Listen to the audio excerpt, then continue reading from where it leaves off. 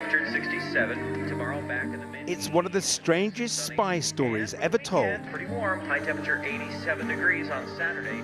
Involving seduction, guns, close friends of Vladimir Putin.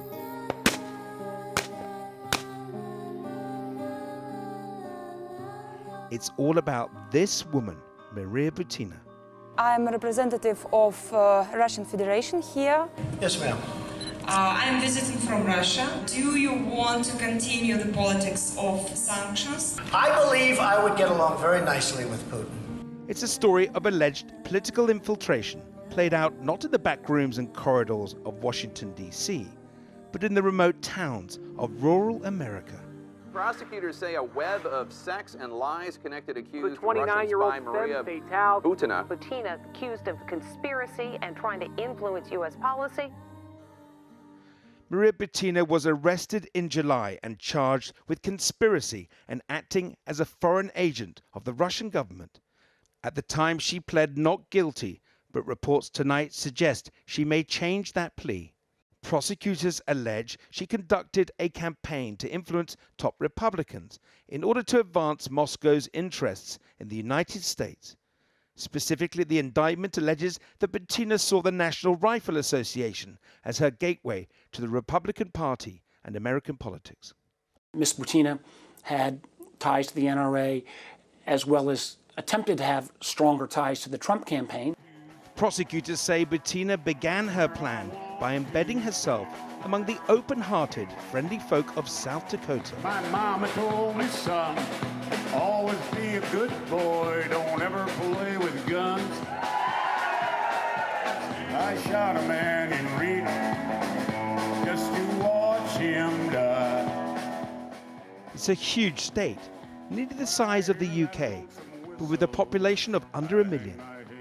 She first appeared here in 2014, openly leaving a trail of her activities on social media.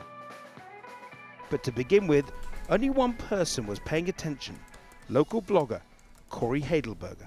The Maria Butina story and the broader picture of, Russian officials maybe trying to get in with the National Rifle Association before Donald Trump got elected. And when I looked at that story, I thought, well, that's kind of interesting. And I started noodling around and started to find connections between Maria Butina and South Dakota.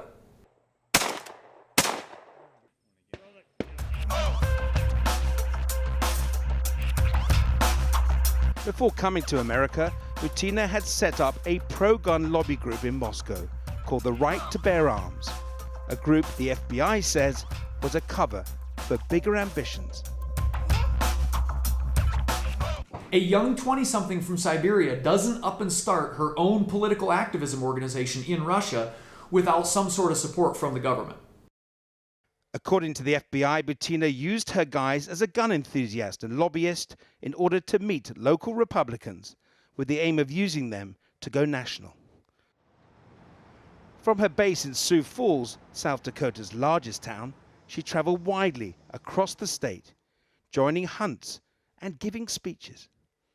Maria Butina told many of the people she met that she really loved hunting. And this is one of the places she came to, this forest some 6 hours drive from Sioux Falls. She came here to join a summer camp of young Republicans, documenting it all on social media. Because here she is, in this photo in particular. It was not just Maria standing amidst all these clean-cut American kids, and I'm like, holy buckets.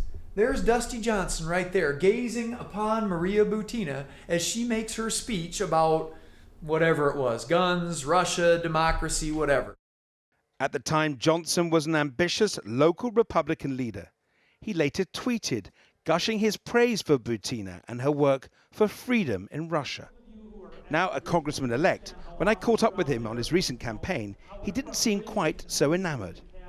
You yourself went to a talk that she gave and you praised the talk afterwards. You met her? Yeah. Well, the thing about spies is they deceive, and I hope she does a lot of time in jail. That's for sure. I'll get some other folks who are letting you talk. Is it not a big concern that the Republican Party in America was infiltrated by a Russian spy? Well, I'll tell you what, she's going to go to jail for a long time, and I would tell you if other people were aiding and abetting her while knowing she was a foreign agent, they are going to be in big trouble. Is it not embarrassing for you? Yes. Within months of her arrival in the States, senior NRA members, including then President David Keene, were taking friendship trips to Moscow, where Butina hosted them. There are no suggestions the trips involved any wrongdoing. Among those making the Moscow trips, a man who was to become a key player in Butina's story, Paul Erickson, South Dakotan businessman and Republican political consultant. Both a little scared, neither one prepared. The two began a relationship. Here they are singing karaoke in Moscow. Evidence, maintained her lawyers, of a true love story. But not everyone who knows about Erickson was convinced. I just know that he was in that group that went to Russia, and apparently he thought he was so handsome, this chick fell in love with him in Russia. I mean, you can't even make this stuff up. This is a movie. It's going to be a mystery comedy, you know. They're going to have that guy that was in the movie about the spy that shagged me. Prosecutors say it was Erickson who used his extensive contacts to arrange meetings between Butina and senior Republicans. Prosecution documents detailed those extensive efforts, and documents seen by investigators on Capitol Hill show an email he sent to the Trump campaign offering to set up a secret back channel to the Kremlin and a meeting with Putin. Putin is deadly serious about building a good relationship with Mr. Trump, Erickson wrote. By now, the couple had made a home here together in Sioux Falls.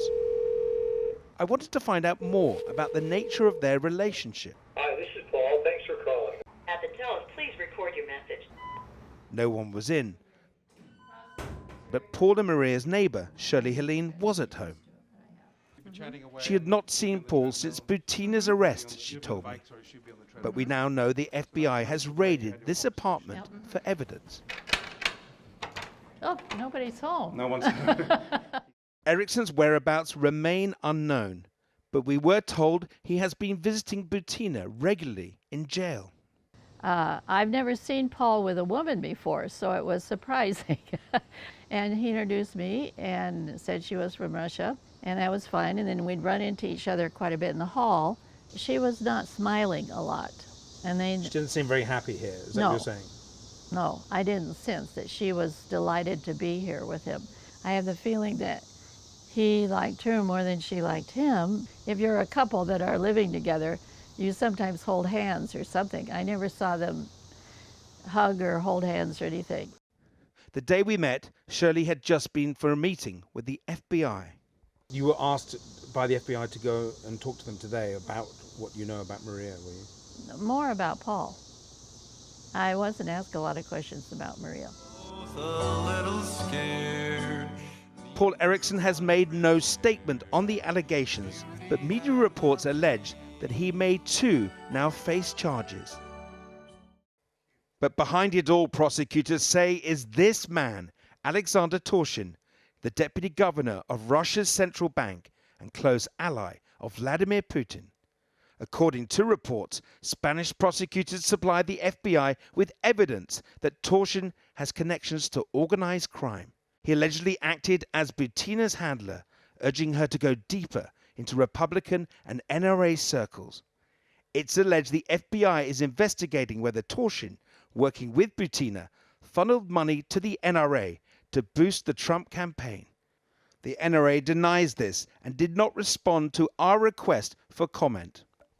Together, Butina and Torshin met many senior Republicans and NRA leaders. Clearly, Ms. Butina and her patron, Mr. Torshin, who's been proven to be very much affiliated with the Russians, had very strong ties to the National Rifle Association. Ms. Butina had ties to the NRA, as well as attempted to have stronger ties to the Trump campaign, and it's already in the public press reports that Donald Trump Jr. met with Ms. Butina and Mr. Torshin at one of these NRA-related events. Pictured with her. There's pictures Absolutely. of them together. Absolutely. In 2015, at the beginning of Donald Trump's campaign, Butina asked the then candidate a question. Do you want to continue the politics of sanctions? That teed him up to say for the very first time that he would consider dropping sanctions against Russia. I believe I would get along very nicely with Putin. Okay? And I mean where we have the strength. I don't think you'd need the sanctions. An issue critical not only for Vladimir Putin, but allegedly Trump's own business dealings too, something the president denies. Since Butina's arrest, Russia's foreign ministry has been insisting she's innocent, decrying her conditions in solitary confinement. Revealingly, her picture has adorned the ministry's official Twitter page, portraying her as a political prisoner. Tonight, President Putin seemed to give a different perspective, saying he and his intelligence services don't know who Butina is, or why she might be facing jail time in the US. Torshin is now back in Moscow, banned from entering the United States. Tonight, reports that Butina may plead guilty to some charges, an extraordinary development after months of denial. It's just too weird, and wouldn't it be funny if someday it turned out that this Maria Butina was the person who could connect all the Trump-Russia stuff, all the influence stuff going on. Wouldn't it be funny if it turned out we could find the linchpin to the Trump-Russia thing right here in South Dakota? With Butina poised to make a plea deal, what will this mean for important figures in the US? Will the unassuming flyover state of South Dakota prove pivotal in the outcome of the entire Trump-Russia saga?